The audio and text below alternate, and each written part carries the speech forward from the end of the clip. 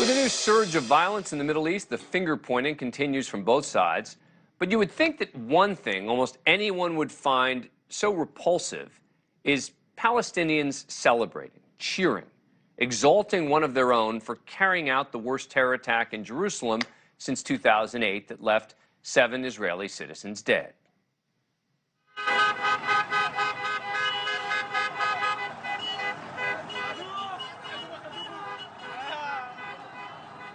Here's the video. You see Palestinians in Gaza cheering news of the attack. Big crowds, happy faces, fists pumping. Apparently they were giving out candy, setting off fireworks, lighting bonfires in the streets. To be clear, this area of Gaza is under the control of Hamas. But what exactly are they cheering? Israeli police say a 21-year-old Palestinian walked up to a synagogue in Jerusalem, started shooting people on the street outside the building with a handgun as residents were observing the Jewish Sabbath. They say the gunman took off, was later killed in a shootout with police. The gunman's father praised his son, calling him a legend and a hero, according to the New York Times, saying he raised him well. Palestinian Authority President Mahmoud Abbas even refused to condemn the attack, saying Israel was fully responsible for the dangerous escalation. The day before the synagogue shooting, 9 Palestinians were killed after Israeli Defense Forces conducted what they said was a raid against a terror cell at a refugee camp, 7 of them gunmen and 2 civilians. Now, right now, Secretary of State Antony Blinken is in the region trying to ease tensions, visiting the occupied West Bank today to meet with Palestinian leader Abbas. But it seems to me that you can be critical of Israel's new far right-wing government, where once fringe politicians are now a key part of the government, while also recognizing that there's something different, something particularly gruesome about the Palestinian-led government supporting celebrations for dead citizens at a place of prayer. Joining us now to provide some perspective from the Palestinian point of view is George Bisharat, a senior fellow at the Institute for Palestinian Studies and Law, professor at the UC College of Law in San Francisco. He's written extensively about the region. Thank you very much for coming on the show. Appreciate it. All right. So I would assume you think that I'm being unfair here, but tell me your reaction to my initial editorial here. Sure, Dan. Thank you for having me on. I do think it's odd that you fixate on Palestinian celebration of this act. I don't join it. I don't celebrate the death of any human being, whether Jew, Palestinian, Ukrainian, Russian, or anybody else. But these are people who have been living under a brutal military occupation for going on 56 years.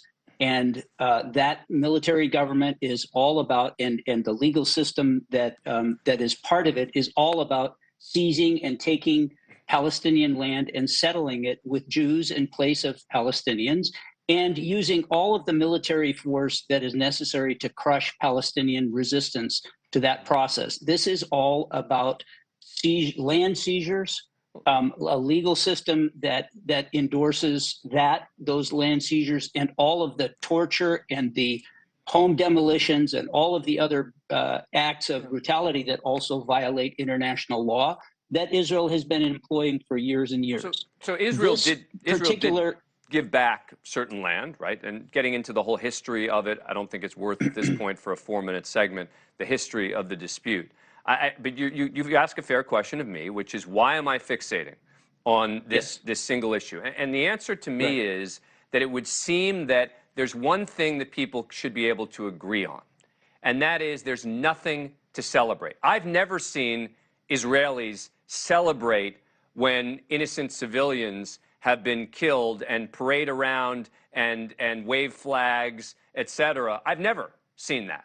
Well, they have. Tell me. You know, there is footage of Israeli school children in the 2006 war in Lebanon inscribing bombs that were then fired into Lebanon that killed Israeli civilians. But that's in a war. There are photos. But that's in a war with a missile in connection with a war. We've seen that. You know, Americans have done the same thing. Do you think it makes a difference to the Lebanese civilians who were killed in that war? Approximately 5,000 of them. Again, you see the difference. Again, whether the Lebanese brought that upon themselves is a separate question, right? Of the war and the causes of the war, separate question.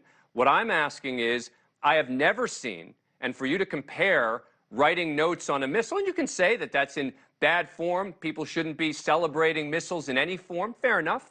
But the notion that you can't even say, this is despicable. I mean, why not start by saying it's despicable? Well, because I think it is demonizing one side and not recognizing the terrible, despicable acts of the other side. Thank you for watching. Go to newsnationnow.com to find NewsNation on your cable provider. And don't forget to click the red subscribe button below to get more of NewsNation's fact-driven, unbiased coverage.